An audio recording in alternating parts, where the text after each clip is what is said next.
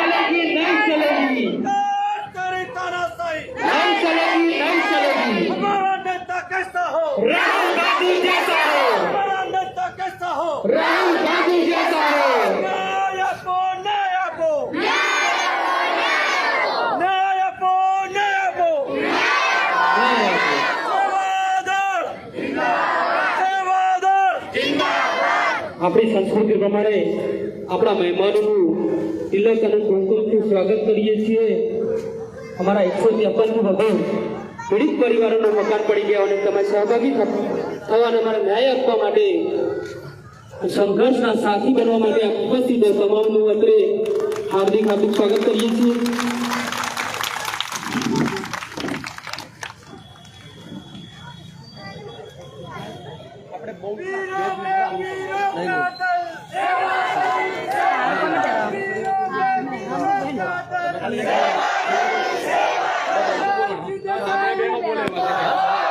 Hello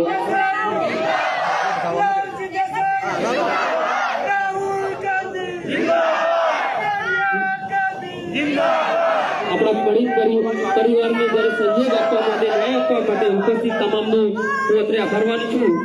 અને જે પીડિત પરિવારની બેન દીકરી છે એ આપણને अभी कोई नारेबाजी नहीं होगा यहाँ पर। अभी कोई नारेबाजी इसलिए नहीं करेंगे कि हम ये बात शुरू करें उससे पहले बैकग्राउंड के तौर पे मैं कहूँगा यहाँ पर 150 से ज्यादा जो वंचित परिवार मैं कहूँगा, क्योंकि ठाकुर कम्युनिटी गुजरात में इकोनॉमिकली और एजुकेशनली जो पिछड़ी कम्युनिटी है उसमें आता है और उसके पुरखों के समय से रह रहे थे इस मकान में और उन मकानों को सरकार ने किसी बिल्डर को फायदा पहुंचाने के लिए अपने अहमदाबाद का चकाचौंध रोशनी को और ज्यादा रोशन करने के लिए, वो चाहे गांव का स्थिति ही जो भी हो, गरीबों का स्थिति जो भी हो, तो वो करने के लिए यहाँ पे बुलडोजर से सबके मकान गिरा दिए। उसके बारे में अपने जो बहन है वो खुद बात करेगी। बहुत शॉर्ट में हम दो बहन बात करें, फिर हम लोग और आप ही की न्याय की लड़ाई को, हमारा न्यायની જે લડાઈ છે મોરબીથી લઈને અત્યાર સુધી ચાલતા ચાલતા જે 15મો દિવસ છે અમે એ જ કહીએ છીએ કે ગુજરાતમાં ગરીબોના ઘર ઉપર બુલડોઝર ફેરવવું એક પાપ છે અને આ પાપની સામેની આ લડાઈ છે। મોરબીના ઝુલતા પુલમાં પુલ તૂટવાથી 141 લોકોનું મરી જવાનું થાય, ડૂબી જવાનું થાય, એ સરકારના પાપના કારણે થયું છે। તક્ષશિલા અને ટીઆરપી માં બાળકો ભડથું થઈ ગયા, એના હાડકા પણ એમાં રાખ બની ગયા। આવી ડગરીમાં આટલા તાપમાં એ લોકો મર્યા, એ સરકારના ભ્રષ્ટાચારના પાપના કારણે મર્યા। અને એવું ને એવું હરણીકાંડમાં થયું। ગુજરાતમાં આવું અનેક જગ્યાએ બને છે। એ બધાના વિરોધમાં તમારા લોકોના મકાન, અને હમણાં તો ગામ વેચાઈ ગયું, આપણે તમે સમાચાર મળ્યા ને, સરકારના દલાલોએ ભેગા થઈને ગામ વેચી માર્યું। આ કાલ ઉઠીને આપણને બધાને ના વેચી મારે, એના માટેની પણ આ લડાઈ છે। બેન, તમે તમારા શું? જય માતાજી। મેં આજે મકાન પડ્યાને 7 મહિના થઈ ગયા છે। આવી રીતે રોડ ઉપર 7 મહિનાથી રહીએ છે।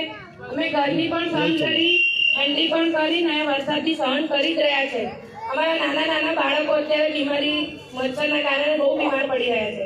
અને આ મકાન પડ્યા એમાં અંદર અમારા 10 જણના મોત પણ થયા છે। આ મકાન પડ્યા બચી રહ્યા છે, પરંતુ બીજામાં એક છોકરો થઈ ગયો અને બીમારી થઈ ગઈ હતી, ડેન્ગ્યુ મચ્છરના કારણે। એ પણ આજે કાલે જ એનું બેડરૂમ પતાવ્યું છે। એટલે અમે 7 મહિનાથી આવી રીતે રોડ ઉપર હેરાન થઈએ છીએ।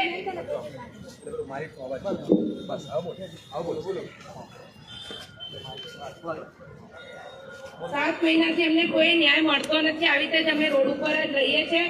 અમારી જે દીકરીઓના લગ્ન હતા એનો પણ મંડપ આ લોકોએ તોડી નાખ્યો હતો। અમારા એક કાકાનું ભેંસનું હતું એનો પણ મંડપ આ લોકોએ તોડી નાખ્યો હતો। તો શું આ ગરીબો ઉપર જ અત્યાચાર કરવામાં આવે છે? આ સરકાર એવી કેવી છે ગરીબો જોડે અત્યાચાર કરે છે? અમે 7 મહિનાથી આવી રીતે રોડ ઉપર રહીએ છીએ। અત્યાર સુધી અમને કોઈ જોવાયું નથી, અમને કોઈ કોઈ વાતની સુવિધા મળી નથી। અમારે જવાન દીકરીઓ લઈને રોડ ઉપર 7 મહિનાથી રહેવું પડે છે। કોઈ ટોયલેટ બાથરૂમની કોઈ સુવિધા નથી। આ જવાન દીકરીઓને અમે ક્યાં લગી ફોજમાં આવી રીતે રોડ ઉપર જઈશું? 7 મહિનાથી અમે આવી રીતે હેરાન થઈએ છીએ। અમારા છોકરા પણ કેટલા બીમાર પડ્યા છે મચ્છરના કારણે। એટલે અમારી એટલી જ વિનંતી છે કે જલ્દીથી જેમ બને એમ જલ્દી અમને ન્યાય મળે એવું કરો। આપણે અહીંયા વધારે લાંબુ ભાષણનો કાર્યક્રમ નથી, ખાલી એટલું જ। मैं जो पूरे भारतवर्ष से आए हुए सेवा दल के कार्यकर्ताओं को ये कहूंगा, आपने गुजरात मॉडल के बारे में बहुत सुना होगा। ये है गुजरात का मॉडल। गरीबों के मकानों को गिराओ और अमीरों को और अमीर बनाओ। आपने विरमगाम में देखा होगा, गटर का पानी और पीने का पानी एक ही नल में मिक्स हो जाता है, लोग गंदा पानी पी रहे हैं। ये है गुजरात का मॉडल। एक तरफ अमीरों के लिए और पैसे वालों के लिए चकाचौंध रोशनी और इतनी बढ़िया सड़कें कि उनको कोई दुख दर्द ना हो, उनकी गाड़ियां महंगी है, वो बिना जंप मारे निकल जानी चाहिए। गरीबों के जीवन में कितने भी बीच में बैरिकेड आएंगे, बम आएंगे, रुकावटें आएगी, तो यही गुजरात का मॉडल है। इस गुजरात मॉडल को गांधी और सरदार का गुजरात का मॉडल नहीं है। ये गुजरात का मॉडल रंगा और बिल्ला टाइप का गुजरात का मॉडल है। गांधी और सरदार का ये गुजरात होता तो आज गरीबों की स्थिति ना होती। थोड़ा सा आगे और जाएंगे, सरदार का नाम जहां से मिटा दिया है वो मोटेरा स्टेडियम भी दिखाएगा। आज का एक नया बादशाह सरदार पटेल का नाम मिटाकर खुद का नाम लगा रहा है, और उसी तरीके से यहाँ गरीबों को मिटाकर अमीरों के लिए बड़े बड़े यहाँ पे बिल्डिंग बनाने का साजिश चल रहा है। तो गुजरात का मॉडल मतलब राजा महाराजा और बादशाहों के नाम रोशन करो और देश की आजादी के लिए अपना जिंदगी देने वाले सरदार पटेल का नाम मिटा दो, गांधी का नाम मिटा दो, गरीबों के झोंपड़े मिटा दो, गरीबों के रोजगार मिटा दो। ये नया गुजरात का मॉडल हमें मंजूर नहीं है।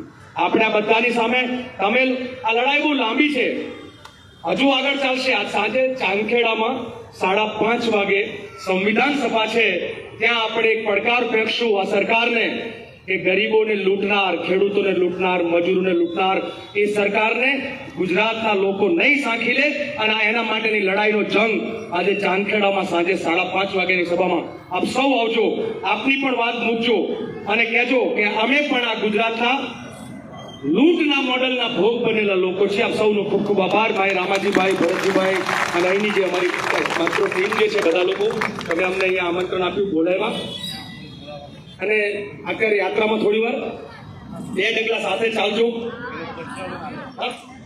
અમૃતજી